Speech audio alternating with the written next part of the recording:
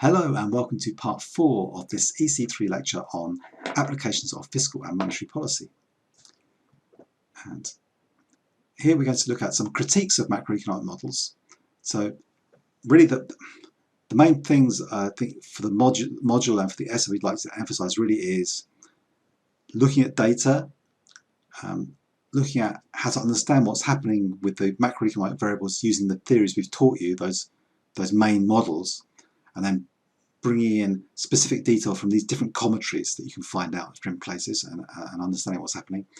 If you do want to go a bit further and you'd learn more about this at other levels, at master's levels and so on, what you optionally could do is look at critiques of the macroeconomic models themselves, because there will be many, many elaborations and critiques over these over the years. So you could explore some of these if you want to. But that's not necessarily expected in this essay, but unless you want to really push forward a bit. So just some ideas for future, really. So some critiques of these macroeconomic models. Well, for a start, the ISLN model, for a start, in the ISLN model, you sort of assume that the IS curve is summing up everything that's going on in the real sector, the demand for real goods and services in the economy. The monetary sector is just looking at what's happening for the money that we use as a way of lubricating the economy, as an exchange of value. And we assume that really the two sectors are independent, but are they? For example, that if there's an IS curve, many countries now have independent central banks. So if the government changes fiscal stance, they cut taxes, increase government spending, starts to push the ISL curve out, that's going to push inflation up. And in many countries, that would automatically lead to the monetary authorities trying to do something to counteract that increase in interest rates, which is going to deter investment and increase inflation. So you might find that the ebb curve either pushes out again to prevent the rise in interest rates, or it pulls back to prevent the rise in demand. So there could be a more or less automatic reaction, which isn't shown in the ISLN model. Also, in the simple presentations that I've given you, there's no real distinction between nominal and real interest rates.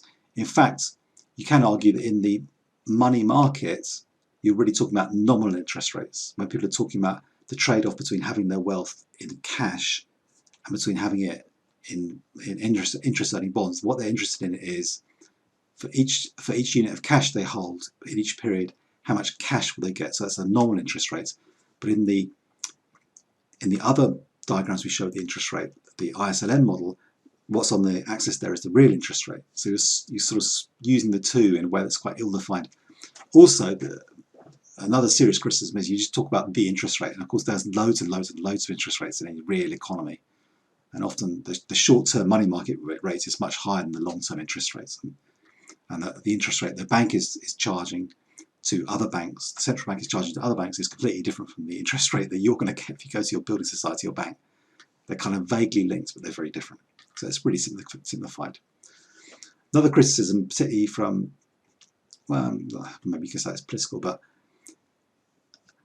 the ISLN model makes clear the crowding out effect, which is shown that once the government tries to use too many resources by increasing its own spending, that pushes up the interest rate and crowds out private sector use of liquidity, which is a valid criticism, but it's not shown the accelerator effect, that increasing output can itself have a stimulating effect on investment, which then has a stimulating effect on demand. So which is perhaps why you get these sharp booms and busts, that when demand increases, people think the economy they think they're on a growth path, they think there's going to be more demand in the future, they invest more.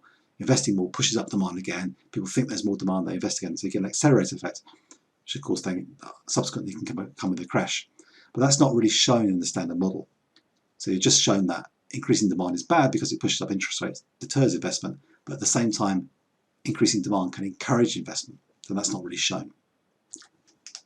And also, crucially, the role of expectations. Really, economic investors act as just the role of the individual, really, and the way that individual agents in the economy are going to plan and expect things to change in future is not considered really in these basic models. We'll come back to that in a moment. ADS model, it's hard again. Unlike in a simple market of a good, when it is sort of okay to say that for a radio, for books, or for haircuts, or for whatever, the people that are supplying that are making their own decisions, the people that are buying it are making their own decisions, which are not really dependent upon each other. Whereas but aggregate demand in the whole economy, some of the factors that underlie each of these things are really common, like wages. So if a fall in wages should automatically lower AD, but it doesn't necessarily until it feeds through effects on consumption in the way it's modelled. That's kind of a left perspective, that there are some things like particularly important costs called wages that aren't really, they're just seen as costs rather than elements of aggregate demand. On the more right side, they'd say that inflation problems are understated. Really, inflation has much more serious problems than it's the optimistic assumption about, well, short-term inflation wouldn't really affect, would be a positive thing for output is really not supported by the more monetarist economists. Then the assumption that in the long run, everything's going to adjust back to the long run aggregate supply.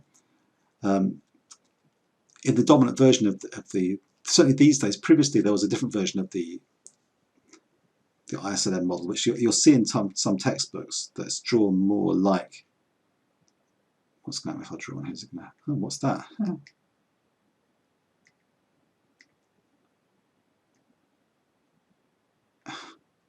It's drawn more like this, isn't it? So LRAS, long run aggregate supply, is shown. And in the standard model, it's kind of assumed you're here all the time, but you could be here, in which case, in this situation, increasing demand, yeah, it's going to give you some increase in inflation, but you're also really going to get an increase in output permanently. So there's no need for this long run adjustment back to this position. Whereas the dominant version seems to assume that you're already at this situation here, whereas any further increase in demand is always going to be, the increase in output will be temporary, and you'll end up back at this position. You just get increasing inflation. So there's no output gap between potential output and where you are, which is quite a serious weakness. I can get rid of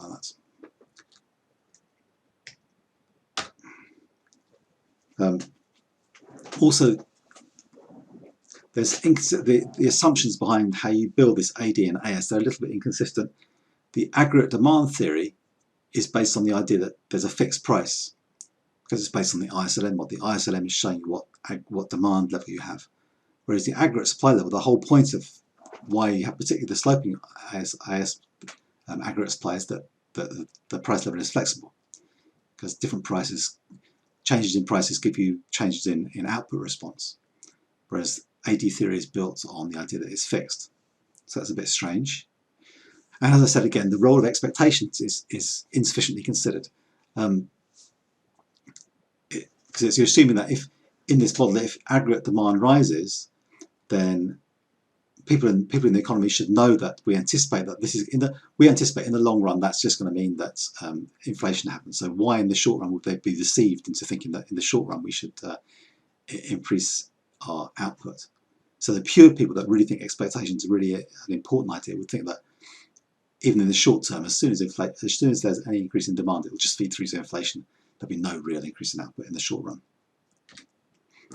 And then Mundell-Fleming model, most of the ISLM model's criticisms extend, because basically Mundell-Fleming is the ISLM model ported over into the open economy world. So you have the same criticisms. Also, again, expectations. So if there's a temporary boost in government spending, then what agents first expect is that they expect that first of all it's going to lead to an appreciation in the currency, and then subsequently a devaluation because of the deficit that gets induced because of the falling currency, because of the appreciation in currency value. So in that case, they would expect it in the longer term that the currency level is not going to change very much. They wouldn't make these radical changes that you expect them to make. Similarly, the Marshall-Lerner condition is a huge problem in terms of the short run, because we expect that these are all short run models, that if suddenly there's a boost in government spending, that's going to lead to an appreciation, or let's say cutting government spending. Cutting government spending leads to a depreciation, leads to an improvement in the trade situations that reduces your deficit. Whereas in fact, the Marshall-Lerner condition often is satisfied in the long run, but not in the short run, because if you already got contracts, you're reliant on importing particular goods. You've got export processing zones that are importing things, which you're then finishing off and exporting, or your whole economy is running on petroleum inputs, and you have people with long-term contracts to import and export certain things.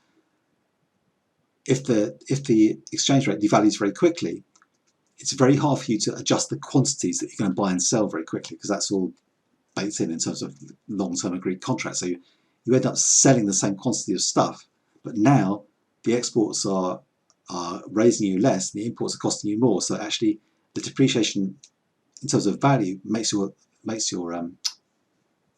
deficit worse in the short run, because you can't adjust the quantities. You're just taking the hit from the prices changing. Then in the longer run, okay, you can say, wait, these imports are now costing me a lot of money. Let me import less of them, and the people overseas can say, hey, the exports are now cheaper. Let us buy more of that, and that then improves your trade balance. So you have a J curve, meaning that in the short run it goes down, and then in the future it improves. But as Keynes said, in the long run we're all dead. So it could be in the short run's the important thing, that it has the opposite effect you think it would have. Also, the Mundell-Fleming exchange rate model, you can model it nicely. So what's going to happen if it's a fixed exchange rate? It gives you quite a clear picture. If it's a floating exchange rate, it gives you quite a clear picture. But in the real world, most countries have got some sort of control they're trying to exert on rapid movements in the exchange rate. Either what's called a crawling peg. So we're going to allow it to devalue, but it's going to go in stages. We're going to try and time this over a fixed period. Or a dirty float, whereas we try and have a certain extent of open market operations to restrict variability, and other arrangements like pegging into baskets of similar currencies. So the components floating, components pegged. There's all sorts of complicated links that different countries make, which mean that its sort of can be more or less fixed or more or less floating, but it doesn't really fit exactly one of these or the other, and so it's difficult. And those regimes are tied themselves to kind of all sorts of different macroeconomic indicators and political factors. So it's hard really just to model, hey, now we're above the BP line, that means the currency is going to appreciate. It's not quite as simple as that in the real world. And then there's like broader macro, and it gets more philosophical. Expectations comes down to the famous critique of the economist Lucas in the 70s, who said that he was pointing at this need for micro foundations, essentially saying that really just talking about consumers, households, they're not individuals. They're, in this case of government, it's many people in government.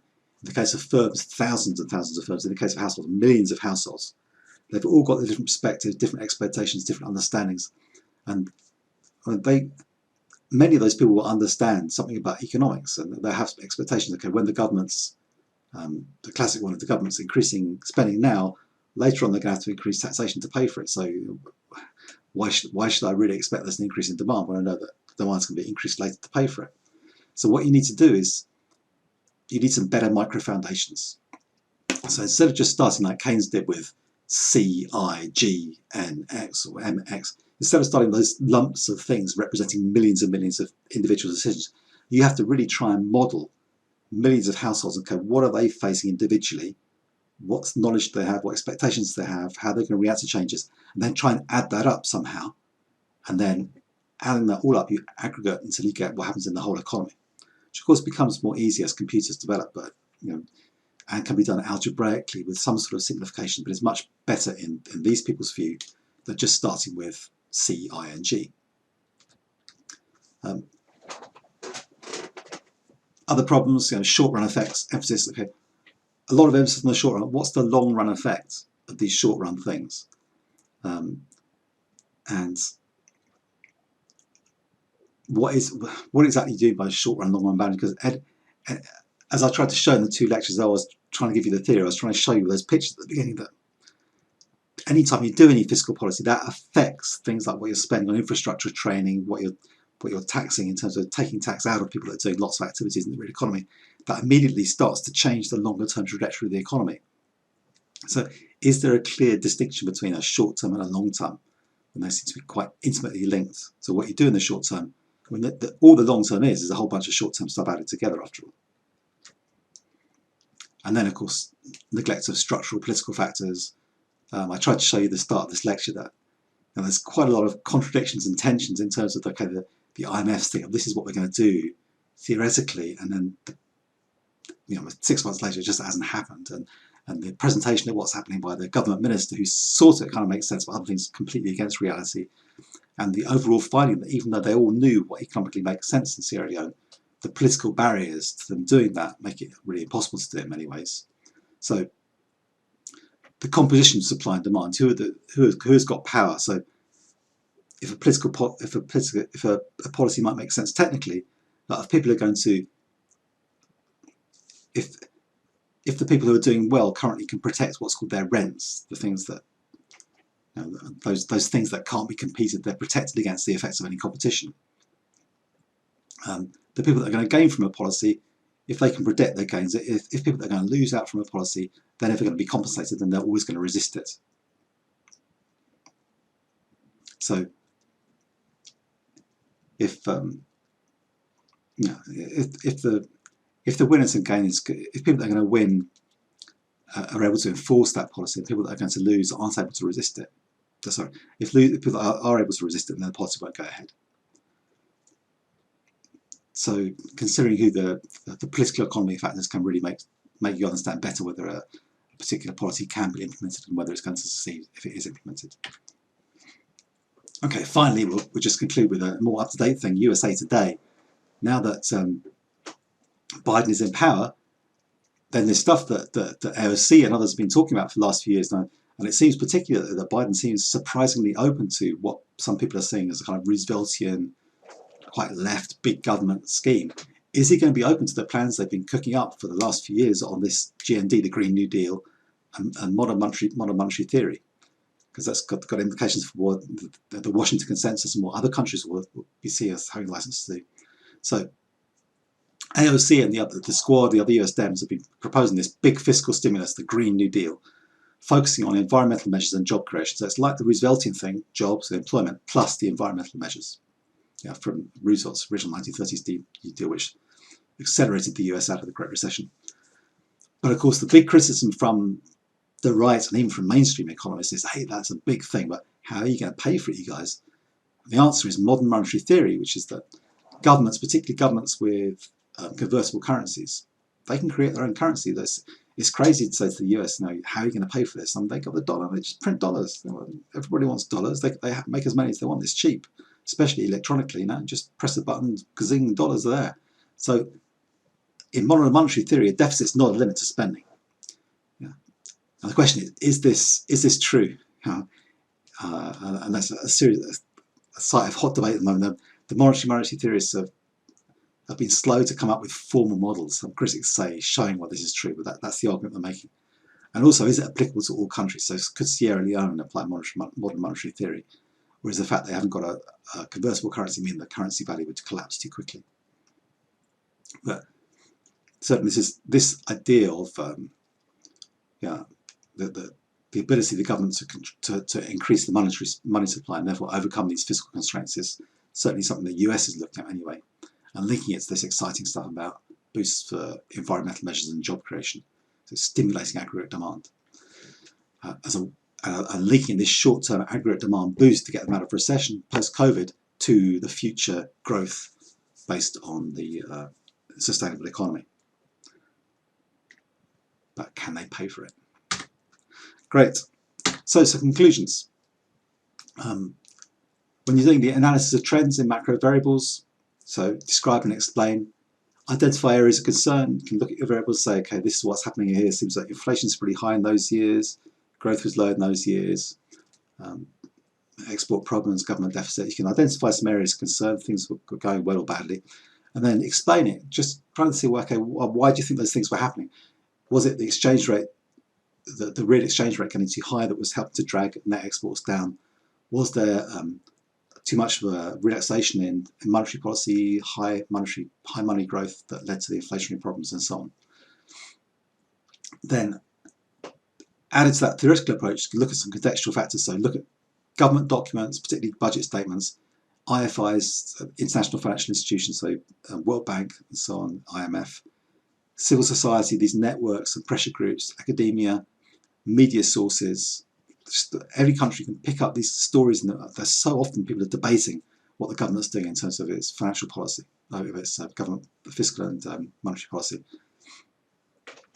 what can you know? What do you know about a particular country? So in the Sierra Leone case, it's interesting because obviously they have a lot of agricultural exports, but also a big export of high-value diamonds, which is particularly difficult to monitor, and it's got that sort of background, and it gets mixed in with Liberian diamonds and so on. And they've got these import things, and they're fuel dependent, and a lot of imported food as well. And then the urban-rural divide, political economy in terms of urban and rural pressure groups. Who are the powerful factors? Who are the powerful actors in that economy? Are they aligned with the government or the opposition? Consider those kind of things. Then look at the policy responses. Always start, I think, particularly in this model, just start with the basic macro model to show that you can. This is what's happened. We're going to think about increasing interest rates.